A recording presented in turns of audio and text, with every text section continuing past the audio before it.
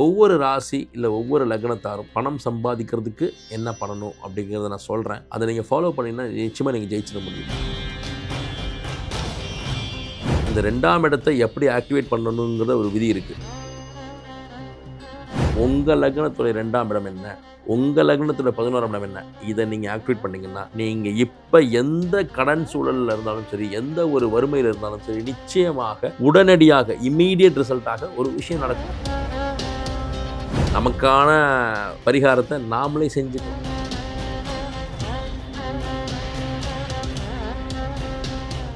வணக்கம். நம்ம பணம் சம்பாதிக்கிறதுக்கும் செல்வம் சேர்ப்பதற்கும் நான் எப்போதுமே நிறைய விஷயங்கள் நம்ம ஜாதகத்தில் இருக்குது. அதில் ஒவ்வொரு விஷயமும் நான் உங்களுக்கு சொல்லிட்டே வரப்போகிறேன்னு சொல்லியிருந்தேன். ஏன்னா பணம் தான் ஒரு வாழ்க்கைக்கு நம்ம சந்தோஷமாக இருக்கிறதுக்கு, நம்ம கௌரவமாக இருக்கிறதுக்கு ரொம்ப பணம் ஒரு முக்கிய தேவை. நிறைய பேர் சொல்லுவாங்க பணத்துக்காக வாழக்கூடாது, பணம் நமக்கு அடிமை எல்லாம் சொல்லுவாங்க. எல்லாம் கரெக்டு தான். அப்படி சொல்கிற யாருமே ஏழையாக இல்லை. அவங்க கழுத்து வரைக்கும் சொத்து சேர்த்து தான் அந்த விஷயம்லாம் சொல்கிறாங்க. நான் எப்போவுமே சொல்லுவேன், பணம் வாழ்க்கைக்கு தேவையில்லை, பணம் இல்லாமலும் வாழலாம், பணம் ஒன்றும் பெரிய விஷயம் இல்லைன்னு சொல்கிற எல்லாருமே பணக்காரனாக தான் இருக்காங்க. நான் தொடர்ந்து என்னுடைய காணொலிகளில் பணத்தின் அத்தியாவசியத்தை சொல்லிக்கிட்டே தான் இருக்கிறேன். ஏன்னா என்கிட்ட வர்ற கிளைண்ட்ஸ் 90% மேலே பணம், அது எப்படி சார், எனக்கு கடனில் இருக்கேன், பண தேவை இருக்குது, பணம் சம்பாதிக்கணும்னு தான் கேட்குறாங்க. அப்போ அதற்கான தீர்வை தான் நான் தரணும் இல்லைங்களா?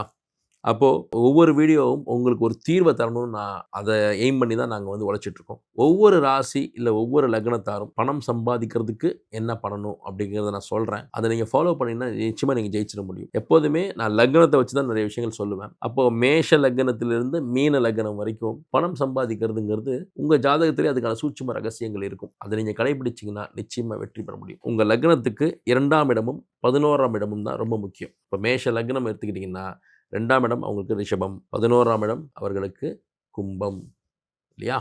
அப்போது இந்த 2, 11 இதை மட்டும் நீங்கள் எப்போவுமே நீங்கள் ஃபோக்கஸ் பண்ணிங்கன்னா நிச்சயமாக நீங்கள் ஜெயிக்க முடியும். லக்னத்திலிருந்து நீங்கள் எந்த லக்னமாக வேணால் இருங்க. இப்போ உதாரணத்துக்கு நீங்கள் விருச்சிக லக்னமாக இருக்கீங்கன்னு வச்சுக்கோங்களேன். விருச்சிகத்துக்கு 2ஆம் இடம் தனுசு.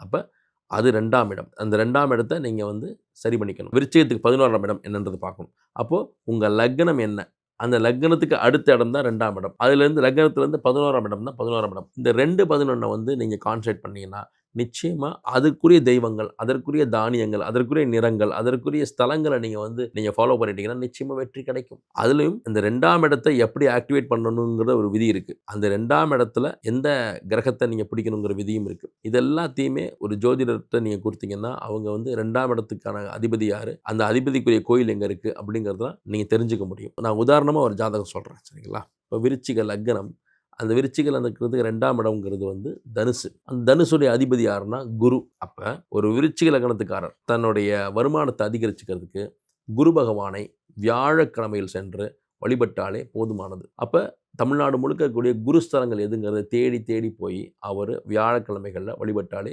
அவருக்கு பணம், வருமானம் அப்படிங்கிறது கண்டிப்பாக கிடைக்கும். புரியுதுங்களா? அப்போது குரு அப்படிங்கிறப்ப குருமார்கள் வழிபாடும் அதில் பேசப்படும். நான் சொல்கிறது உதாரண ஜாதகம். உதாரணத்துக்கு விருச்சிக லக்னத்தை சொல்கிறேன். லக்னத்துக்கு 2ஆம் இடம்னா என்ன, விருச்சிகத்துக்கு தனுசு தான். அதனால் அதை வச்சு சொல்லிக்கிட்டு இருக்கேன். நீங்கள் இதை அப்படி எடுத்துக்கக்கூடாது. உங்கள் லக்னத்துக்கு 2ஆம் இடம் என்னங்கிறத பார்க்கணும். அதுக்காக ஒரு எக்ஸாம்பிளுக்காக நான் சொல்கிறேன். இதை நீங்கள் அப்படியே உங்கள் ஜாதகத்தில் அப்ளை பண்ணும்போது நிச்சயமாக வெற்றி கிடைச்சிடும். இதில் உறுதியாக வெற்றி கிடைக்கும். இதில் மாற்று கருத்தையெல்லாம் வெற்றி கிடைச்சிடும். விருச்சிக லக்னம், அந்த லக்னத்துக்கு 2ஆம் இடம்ங்கிறது தனுசு. தனுசுங்கிறது அதிபதி யார், குரு.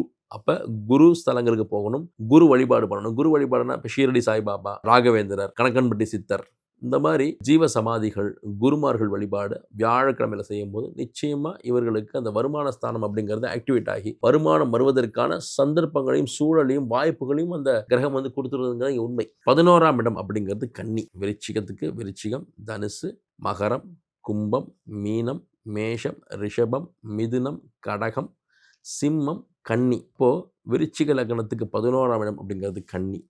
அப்போ கன்னியின் அதிபதி யார், புதன். அப்போது பெருமாள், புதன்னா பெருமாள் தான். பெருமாளை புதன்கிழமையில சென்று வழிபடும் போது நிச்சயமாக இவர்களுக்கு நல்ல லாபம் கிடைக்கும், சேவிங்ஸ் கிடைக்கும். வருமானத்தை 2ஆம் இடமும் லாபத்தை 11ஆம் இடமும் கொடுக்க போகுது. இப்போ நான் சொல்கிறது, நான் எக்ஸாம்பிளுக்காக, நான் உதாரணத்துக்காக விருச்சிக லக்னத்தை எடுத்துக்கிறேன். அப்போ உங்கள் லக்னத்துக்கு 11ஆம் இடம் எதுன்னு பாருங்கள்.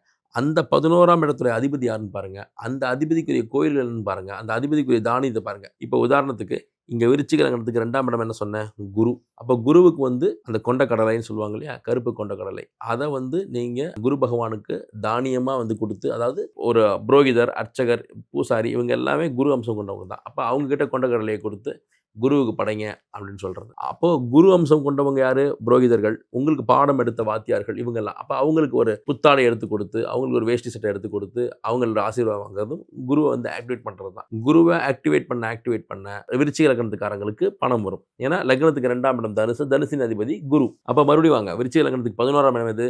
கன்னி.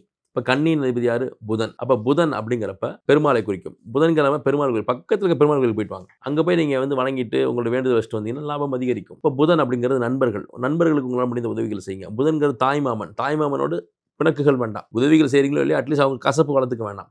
இதெல்லாம் அதே போல் புதன்றது கல்வியை நீங்கள் பெருக்கிக்கிட்டே இருக்கணும். உங்கள் அறிவை பெருக்கிக்கிட்டே இருக்கணும். ஏதாவது ஒன்று புதுசாக கற்றுக்கிட்டே இருக்கணும். புதுசாக கற்றுக்கிட்டு இருக்கிறது தான் பரிகாரம். புதுசாக கற்றுக்க அது உங்களுக்கு லாபத்தையும் வருமானத்தையும் கொடுத்தே தீரும். நீங்கள் உங்கள் 11ஆம் இடத்தையும் 2ஆம் இடத்தையும் நீங்கள் ஆக்டிவேட் பண்ண பணம்ங்கிறது உங்களை தேடி நாடி ஓடி வரும் என்பதில் மாற்று கருத்தே இல்லை. நான் சொன்னது விருச்சிக லக்னம்ன்றது ஒரு உதாரணத்துக்காக சொன்னேன். உங்கள் லக்னத்துடைய 2ஆம் இடம் என்ன, உங்கள் லக்னத்தோட 11ஆம் இடம் என்ன, இதை நீங்கள் ஆக்டிவேட் பண்ணிங்கன்னா நீங்கள் இப்போ எந்த கடன் சூழலில் இருந்தாலும் சரி, எந்த ஒரு வறுமையில் இருந்தாலும் சரி, நிச்சயமாக உடனடியாக இம்மீடியட் ரிசல்ட்டாக ஒரு விஷயம் நடக்கும். ஓவர் நைட்டில் நீங்கள் ஒபாமா ஆயிட முடியாது, ஓவர் நைட்டில் நீங்கள் வந்து பணக்காரன் ஆயிட முடியாது. ஆனால் ஒரு சிறுக தேங்கி இருந்த நிலை வந்து அடுத்த கட்ட நகரை நோக்கி நகர்ந்துடும்.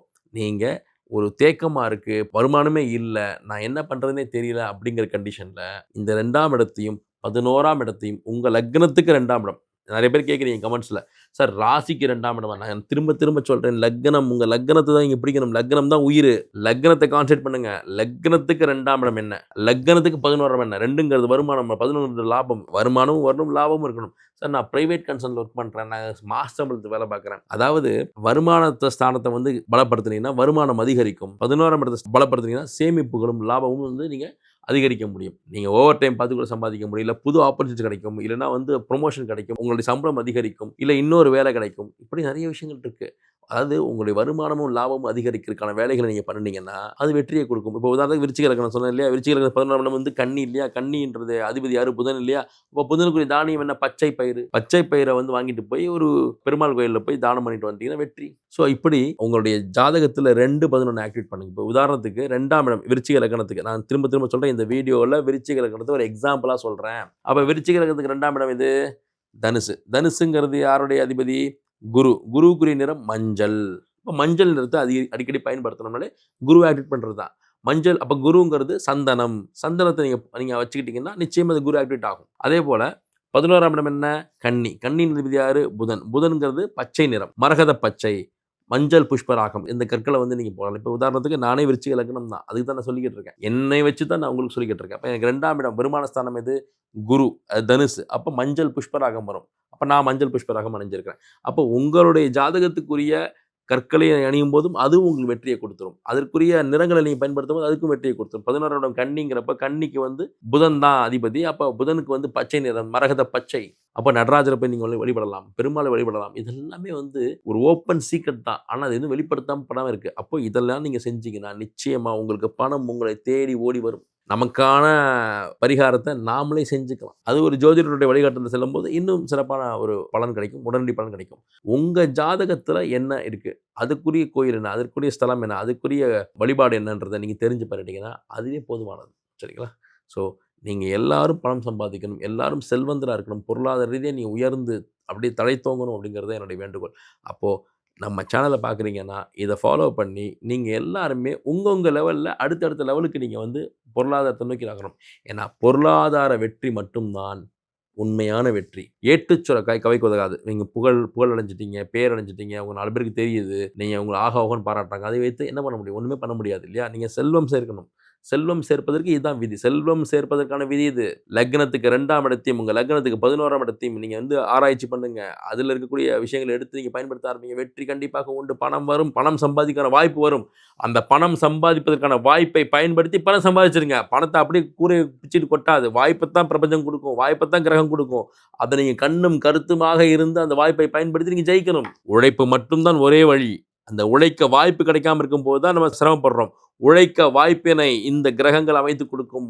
2/11 நீங்க ஆக்டிவேட் பண்ணி பாருங்க. வெற்றி கண்டிப்பாக உண்டு.